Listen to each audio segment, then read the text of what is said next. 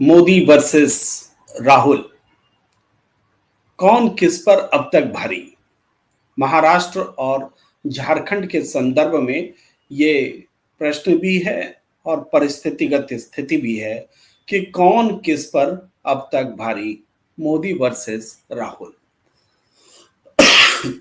नमस्कार, मैं हूं प्रेम कुमार। प्रणाम इंडिया में आपका बहुत बहुत स्वागत है। और आप विषय यह है कि मोदी और राहुल के बीच जबरदस्त घमासान चल रहा है। महाराष्ट्र और झारखंड चुनाव के मद्देनजर ये घमासान चल रहा है। क्षमा कीजिएगा। नरेंद्र मोदी और राहुल गांधी अलग अलग विषयों पर एक दूसरे से शहमात का खेल खेल रहे हैं। वैचारिक रूप से एक दूसरे पर हावी होने का प्रयास कर रहे हैं। एक दूसरे के नैरेटिव को काटने की कोशिश कर रहे हैं। आज अगर राहुल गांधी झारखंड में थे और नरेंद्र मोदी झारखंड में नहीं भी थे, तब भी मुद्दा आदिवासी जरूर रहा, क्योंकि राहुल गांधी ने नरेंद्र मोदी और भारतीय जनता पार्टी के ऊपर जोरदार हमला बोला, ये कहते हुए बोला कि बीजेपी आदिवासियों की विरोधी है, वो आदिवासियों के लिए काम नहीं करती है। और उन्होंने कहा कि ये आदिवासियों को आदिवासी भी नहीं बोलते, वनवासी बोलते हैं। और इस बारे में बहुत विस्तार से उन्होंने बताया कि संविधान में भी आदिवासी को वनवासी किसी ने नहीं कहा है। फिर ये लोग होते कौन हैं वनवासी को, वनवासी बोलने वाले आदिवासियों को? और ये प्रहार इतना करारा था कि नरेंद्र मोदी को भी इस पर जवाब लेकर आना पड़ गया। और ये प्रहार क्यों करारा था, इसको थोड़ी चर्चा कर ले, फिर हम नरेंद्र जी पर भी आएंगे, उनकी बातों पर भी आएंगे, और राहुल गांधी जो बोल रहे हैं वो भी हम आपको बता रहे हैं। राहुल गांधी ने कहा कि नरेंद्र मोदी, भारतीय जनता पार्टी, ये सब लोग आदिवासियों को वनवासी क्यों कहते हैं? इसलिए कहते हैं क्योंकि ये वनवासी का मतलब होता है जो जंगल में रहता हो, जंगल में रहने वाला। और आदिवासी का मतलब होता है जो जल, जंगल और जमीन पर जिसका अधिकार हो, जो हिंदुस्तान की धरती का सबसे पुराना निवासी हो, सबसे आदि यानी पुराना निवासी हो, वो आदिवासी है। और हिंदुस्तान की धरती पर पहला मालिक जो है यहाँ का आदिवासी है। ये राहुल गांधी आदिवासी का मतलब बताते हैं और कहते हैं इस बात को बीजेपी मानने को तैयार नहीं है। यही कारण है कि वो आदिवासियों को आदिवासी बोलने से बचती है, कतराती है। और कुल मिलाकर के कहा जाए तो ये आदिवासियों को वो आदिवासी मानने तक को तैयार नहीं है। ये एक फिलॉसफी, एक आदर्श, एक स्थिति उन्होंने समझाने की कोशिश की। तो पहले तो हम राहुल गांधी की बात सुन लेते कि उन्होंने इसमें कहा क्या, फिर मैं आऊंगा नरेंद्र मोदी जी ने इसका क्या जवाब दिया वो भी लेकर के। पहले राहुल गांधी को सुनते हैं। संविधान में आपको वनवासी शब्द कहीं नहीं मिलेगा।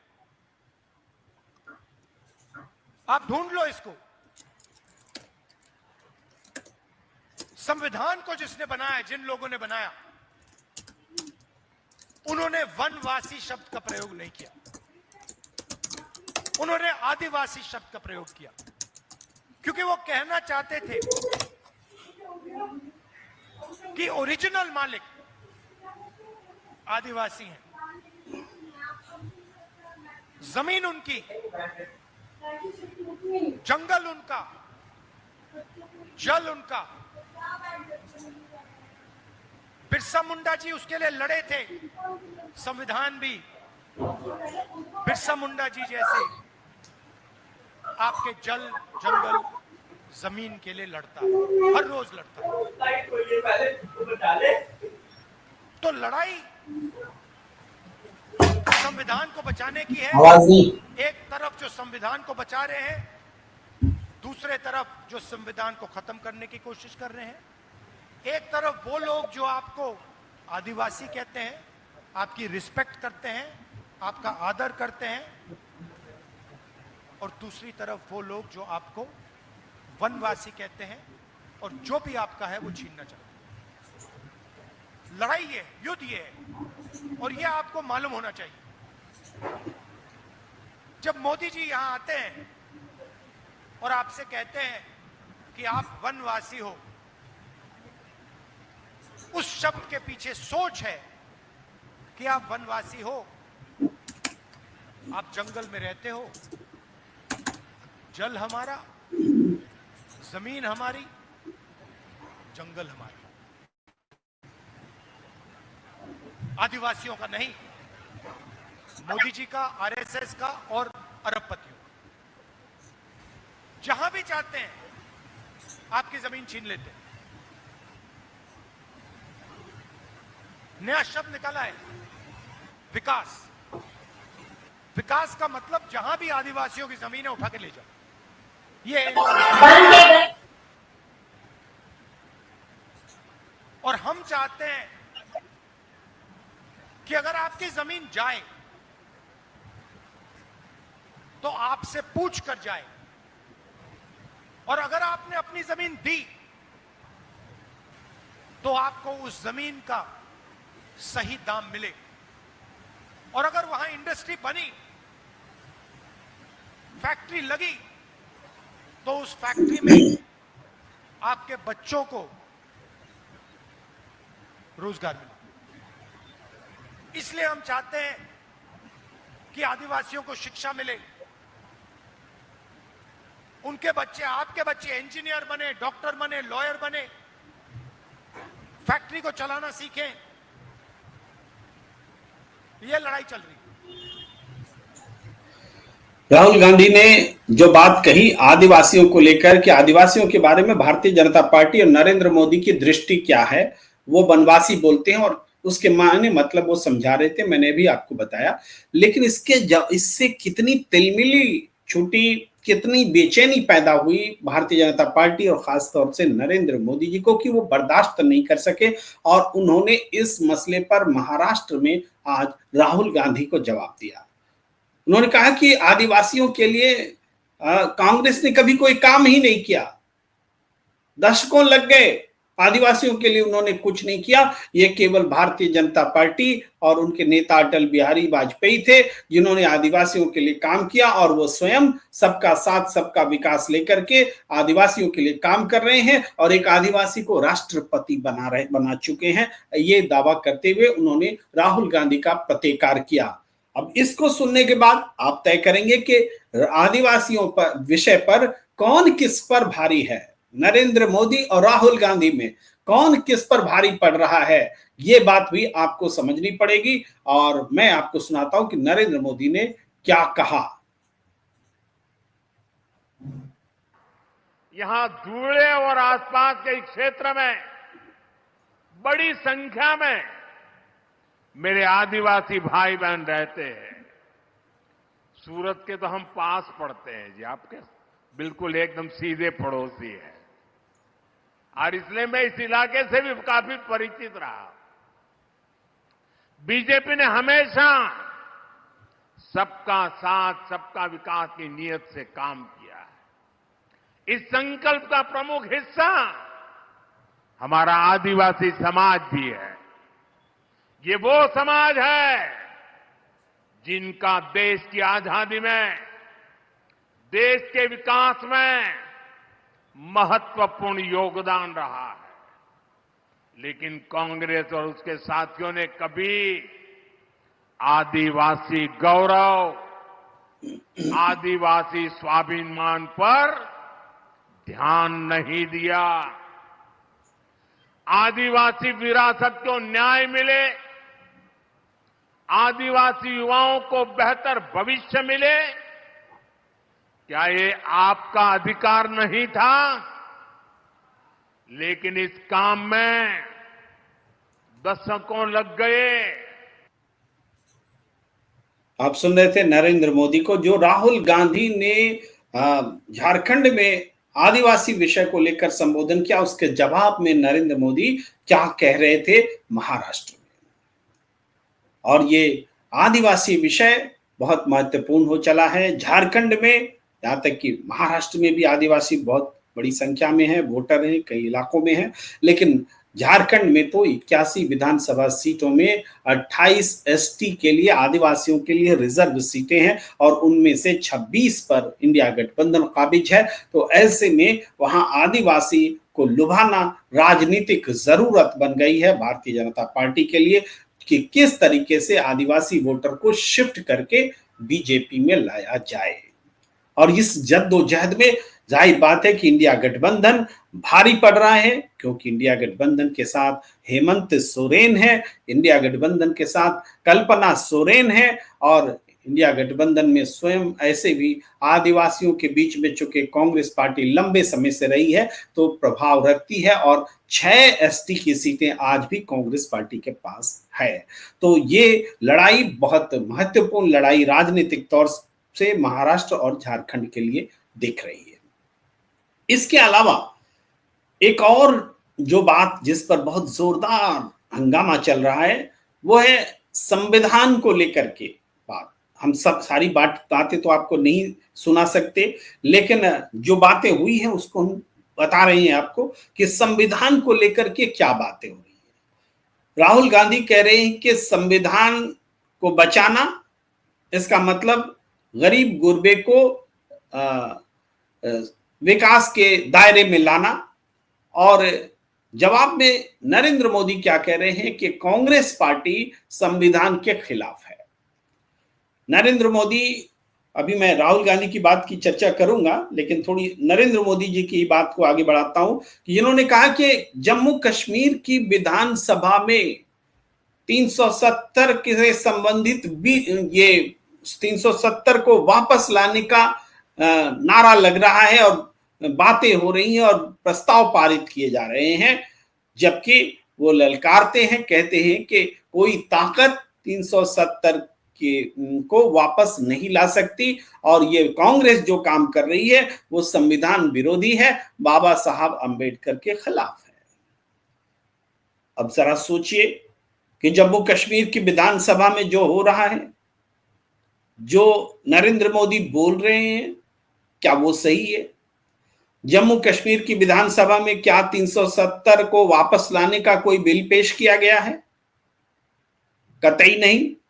ये तो झूठ है जो हर दिन टेलीविजन चैनल पर फैलाया जा रहा है, क्योंकि वहां जो प्रस्ताव पारित किया गया वो प्रस्ताव ये है कि जम्मू कश्मीर को विशेष दर्जा देने के लिए आप निर्वाचित प्रतिनिधियों से बातचीत शुरू कीजिए। ये प्रस्ताव पेश किया गया है। 370 न खत्म हुआ था और न उसकी बहाली की कोई आवश्यकता है। 370 खत्म हुआ, ये भी तकनीकी रूप से बात गलत है, क्योंकि 370 आज भी संविधान में जिंदा है। उसके उन प्रावधानों को निष्प्राण किया गया है जो प्रावधान जम्मू कश्मीर को विशेष राज्य का दर्जा दिया करते थे, लेकिन 370 खत्म नहीं हुआ है। लेकिन इस बारे में प्रधानमंत्री पद पर बैठे हुए व्यक्ति सीधे तौर पर झूठ बोल रहे हैं और उस झूठ के सहारे वो कांग्रेस को संविधान विरोधी और अंबेडकर विरोधी साबित कर रहे हैं। दूसरी तरफ राहुल गांधी का क्या कहना है संविधान को लेकर? राहुल गांधी का कहना है कि ये संविधान जो है उसमें बाबा साहब अंबेडकर हैं, उसमें बिरसा भगवान हैं, उसमें छत्रपति शिवाजी महाराज हैं, फूले बाबा फूले हैं और दूसरे महात्मा गांधी हैं और दूसरे तमाम देश के नायक महानायक हैं, जिनके विचार उस संविधान में समाहित हैं। और जब तक संविधान जिंदा है, जब तक संविधान बचा हुआ है, तब तक हिंदुस्तान की जनता सुरक्षित है। इसी संविधान के तहत आदिवासियों को रिजर्वेशन मिलता है, दलितों को रिजर्वेशन मिलता है, ओबीसी को रिजर्वेशन मिलता है। इसी संविधान के तहत महिलाओं के अधिकार प्रोटेक्टेड हैं। इसी संविधान के तहत right to food, right to protest, तमाम तरह की चीजें हैं जो सबको मिले हुए हैं। और इस संविधान को ये खतरा इसलिए हुआ है क्योंकि नरेंद्र मोदी की सरकार इस अपनी पूरी जनता की शक्ति से बनी इस सरकार का इस्तेमाल चंद उद्योगपतियों के लिए कर रही है। बैंक में जमा हिंदुस्तान के लोगों का गाढ़ी कमाई का रुपया वो लोन पर दे दिया जाता है उद्योगपतियों को, और 16 लाख करोड़ रुपए इनके एनपीए माफ कर दिए जाते हैं, और ये सारी चीजें जनता की कमाई का है। राहुल गांधी कह रहे हैं कि हम आम लोगों को भी उतनी ही रकम देंगे जितनी रकम आप अमीरों की माफ कर रहे हैं, यही संविधान के लिए हम खड़े हैं। इस मुद्दे पर भी जबरदस्त तरीके से गोलबंदी चल रही है। राहुल गांधी जो बात बोल रहे हैं, नरेंद्र मोदी उस पर उल्टा हमला कर रहे हैं, और पूरी बीजेपी और कांग्रेस या एनडीए और इंडिया गठबंधन अपने अपने नेता के साथ हैं, और चुनावी रण में एक दूसरे के खिलाफ घात प्रतिघात, वार प्रतिवार हो रहा है। ये यहाँ पर ये देखना कौन किस पर भारी पड़ रहा है, इस विषय पर भी सवाल है, लेकिन ये सवाल निश्चित रूप से जनता के पाले में है, जनता के गोल में है। यहाँ एक और बात महत्वपूर्ण सामने आई है, वो ये कि देवेंद्र फडणवीस ने कह दिया है कि संविधान की जो किताब लेकर राहुल गांधी घूम रहे हैं, ये अर्बन नक्सल उन्होंने कह दिया है। और कांग्रेस ने और पूरी इंडिया गठबंधन ने देवेंद्र फडणवीस पर पलटवार किया है कि क्या लाल रंग की किताब पास रखने से, लाल रंग का संविधान पास रखने से कोई अर्बन नक्सल होता है। और इस बारे में जबरदस्त तरीके से ट्विटर पर भी वार है, भाषणों में भी वार है, और एक दूसरे के खिलाफ ये घात प्रतिघात चल रहा है। यहां तक कि दूसरी बात है कि एनडीए के भीतर भी घमासान मचा हुआ है। एनडीए के भीतर घमासान कैसे मचा है कि एनडीए का घटक दल है, महायुति का घटक दल महाराष्ट्र में अजित पवार उनके नेता हैं एनसीपी के, वो कहते हैं कि नरेंद्र मोदी को मेरे इलाके में रैली करने की जरूरत नहीं है। इसका क्या मतलब है? इसके दो मतलब हो सकते हैं कि हम बिना नरेंद्र मोदी के ही जीत लेंगे, हमारी क्षमता इतनी ज्यादा है, और इसका दूसरा मतलब होता है कि नरेंद्र मोदी अगर हमारे इलाके में चुनाव प्रचार करने आए तो हम जीतता हुआ चुनाव भी हार जाएंगे।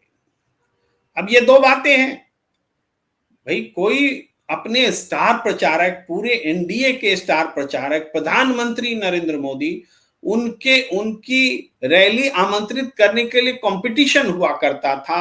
लोग चाहते थे कि नरेंद्र मोदी हमारे लिए आए और चुनाव प्रचार कर दे।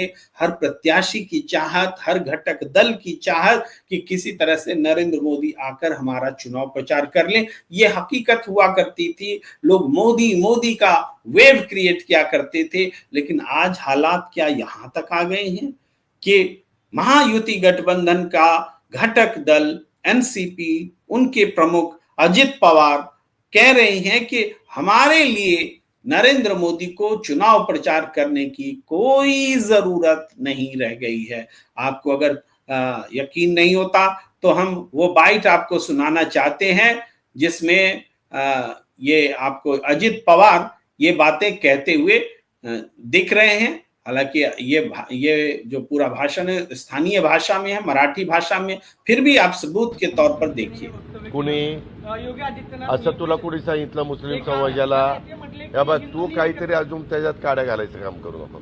मी आपल्याला पत्रकार मित्रांनो तुमच्या सगळ्यांच्या मार्फत महाराष्ट्राला सांगतो, महाराष्ट्र हा शाहू फुले आंबेडकरांचा महाराष्ट्र आहे। तुम्ही इतर राज्यांची महाराष्ट्राची तुलना करू नका। महाराष्ट्रातल्या लोकांना हे अजिबात आवडत नाही। महाराष्ट्रातल्या लोकांनी सातत्याने जातीय सलोखा ठेवण्याचा प्रयत्न केलेला आहे, आणि शिवशाहू फुले आंबेडकरांची विचारधारा ही सगळ्या 18 पगड जाती 12 बलुतेदारांना बरोबर घेऊन जाण्याची आहे। त्याच्यामुळं बाहेरचे लोक येतात, ते त्यांचा विचार करून त्या ठिकाणी बोलून जातात, परंतु महाराष्ट्राने हे कदापि मान्य केलेलं नाही। हा आजपर्यंतचा महाराष्ट्राच्या निवडणुकांचा इतिहास आहे। दादा तुम्ही बारामतीत फिरतात, यावेळेस लीड किती असेल अंदाजे? तो आप सुन रहे थे अजित पवार को, और अजित पवार दो बातें स्पष्ट रूप से कह रहे थे। एक जिसकी मैं चर्चा कर रहा था कि नरेंद्र मोदी को वो अपने इलाके में चुनाव प्रचार के लिए नहीं बुलाना चाहते, उनके बगैर वो जीतेंगे। और दूसरी बात जो वो कह रहे थे, बंटोगे तो कटोगे के नारे पर कह रहे थे। वो कह रहे थे कि महाराष्ट्र की धरती बाबा साहब अंबेडकर की धरती है, ज्योतिबा फूले की धरती है, और यहाँ पर सभी सद्भावना के साथ रहते हैं। कुछ बाहर के लोग हैं जो आकर बंटोगे और कटोगे ऐसा नारा देते हैं, हम उस नारे के साथ नहीं है, वो बाहर के लोग ऐसी बात करते हैं। यानी देखिए, सैद्धांतिक आधार पर एनडीए में ही फूट पड़ गई है। एनडीए के घटक दल बंटोगे तो कटोगे नारे का विरोध कर रहे हैं, इसको बांटने वाला बता रहे हैं, इसको सद्भावना के खिलाफ बयान बता रहे हैं, और वो कह रहे हैं कि ऐसे नारे वो दे रहे हैं जो हमारे राज्य से बाहर के लोग हैं। यानी इसका साफ साफ इशारा योगी आदित्यनाथ की तरफ है और कहीं ना कहीं नरेंद्र मोदी की भी तरफ है, जिन दोनों ने ही बंटोगे तो कटोगे का नारा दिया। और अब नरेंद्र मोदी उसको थोड़ा सा मॉडरेट करते हुए एक हैं तो सेफ हैं के नारे में उतर आए हैं। उनको भी शायद अपनी गलती का एहसास हो रहा हो या इस नारे के बैकफायर होने का एहसास हो रहा हो, इस तरह से वो ये बातें करते दिख रहे हैं। आपको हम ये बता दें कि उद्धव ठाकरे जो कि इंडिया गठबंधन के प्रमुख स्तंभ हैं, पूर्व मुख्यमंत्री हैं और शिवसेना उद्धव ठाकरे के प्रमुख हैं, उन्होंने न सिर्फ ये कहा है कि हमारी सरकार आ रही है महाराष्ट्र में, बल्कि ये भी कहा है कि दिल्ली में भी हमारी सरकार बनेगी और हम उसके बाद जो अन्याय महाराष्ट्र के साथ हुआ है उस अन्याय को दूर करने का काम करेंगे। क्या कहा है उद्धव ठाकरे ने, वो हम आपको सुनाते हैं। आएगी और जैसे वहां दिल्ली में अपना प्रधानमंत्री बैठेगा, मैं आपको वादा करता हूं, आपको वचन देता हूं, जितना लूटा हुआ मुंबई और महाराष्ट्र का वैभव है मैं वापस मुंबई और महाराष्ट्र को दे दूंगा। आपके आंखों के सामने आपकी रोजी रोटी छीन कर वो लेके जा रहे हैं। मेरी गुजरात से कोई दुश्मनी नहीं है, गुजरात भी मेरा है। मुंबई में कई सालों से बहुत सारे गुजराती परिवार रहते आए हैं। जैसे दूध में शक्कर मिलाते हैं वैसे वो हम मिलजुल कर रहे हैं। मोदी जी, आप हमारे बीच में नमक क्यों छिड़क रहे हैं, बताओ आप क्यों? तो आप सुन रहे थे कि किस तरीके से उद्धव ठाकरे बहुत विश्वास के साथ में सत्ता में लौटने का भरोसा दिला रहे हैं और वचन दे रहे हैं कि दिल्ली में हमारी सरकार आएगी तो जो महाराष्ट्र का वैभव लुटा है उसको हम फिर से वापस देंगे। एक बड़ी बात, बड़ा वचन, बड़े विश्वास के साथ। लेकिन हमने जैसा कि आपको पहले भी बताया कि देवेंद्र फडणवीस ने अर्बन नक्सल बोलकर वह भी संविधान की किताब के बारे में जो राहुल गांधी अपने हाथ लेकर घूमते हैं, भाषण देते हैं, उस किताब जिसको नरेंद्र मोदी ने चुनाव में दोबारा एक बार फिर तीसरी बार प्रधानमंत्री बनने पर अपने सिर माथे से लगाया था, उस संविधान को देखकर वो कहते हैं कि राहुल गांधी अर्बन नक्सल हो गए हैं। तो इसकी बहुत तीखी प्रतिक्रिया कांग्रेस की ओर से दी गई है। ये जब हम बात करते हैं ना कि राहुल गांधी वर्सेस नरेंद्र मोदी, तो सिर्फ दो व्यक्ति की बात नहीं होती है, दो विचारधारा की बात होती है, दो समूहों की बात होती है। राजनीतिक रूप से एनडीए और इंडिया गठबंधन की बात होती है, राजनीतिक रूप से महायुति और महाविकास अघाड़ी की बात होती है। ये आप समझ लीजिए। और मैं अभी एक और बाइट आपको भूपेश बघेल की लेकर आ रहा हूं, जिन्होंने देवेंद्र फडणवीस को करारा जवाब दिया है।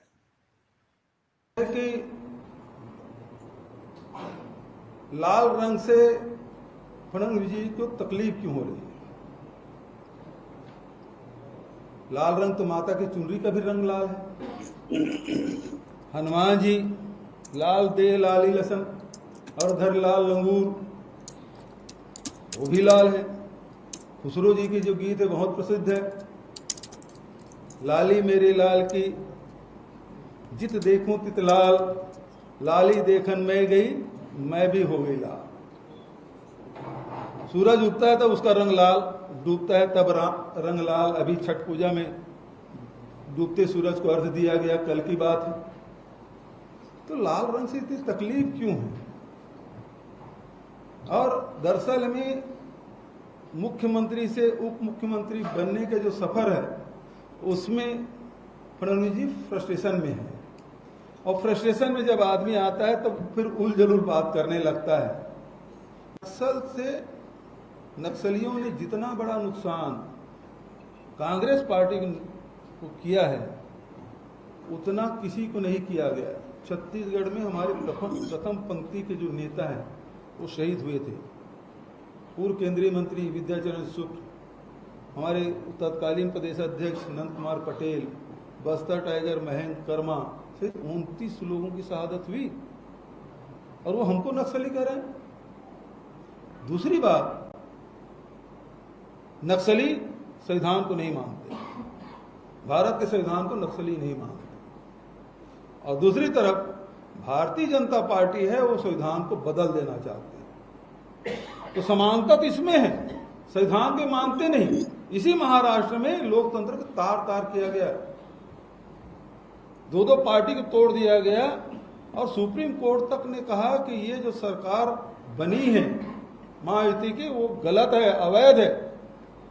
जो राज्यपाल की भूमिका है, विधानसभा के उसमें अध्यक्ष थे नहीं, शायद उपाध्यक्ष था, उसकी भूमिका सही नहीं है, ये सुप्रीम कोर्ट की टिप्पणी है।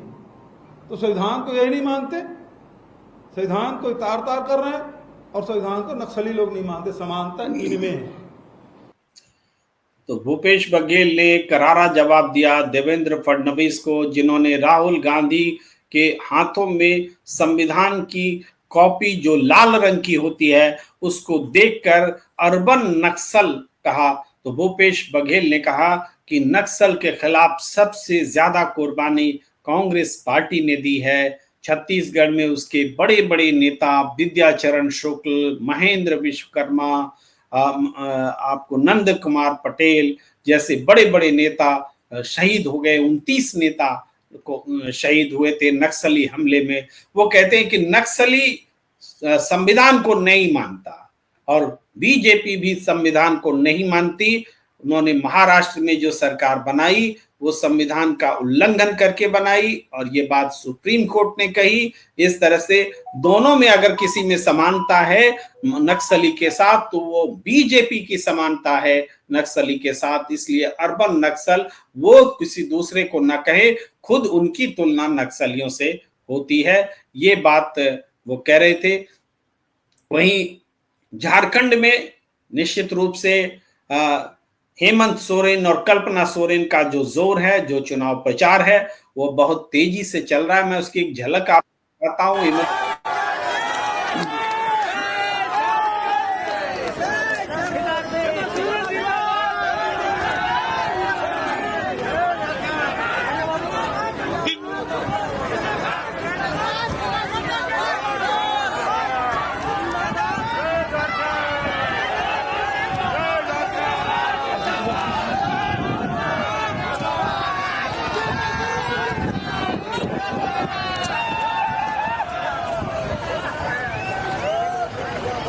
बस झारखंड की आबो हवा से थोड़ी परिचित कराने के लिए आपको ये तस्वीर हमने दिखाई।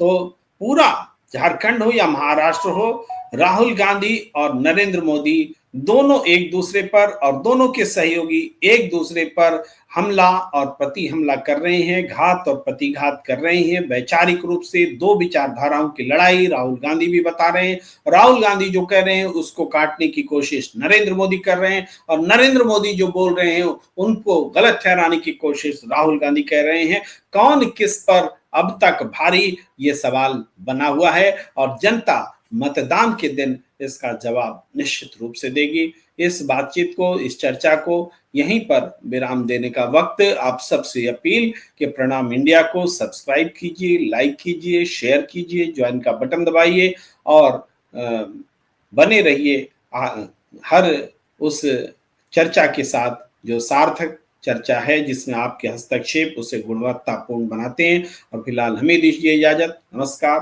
धन्यवाद।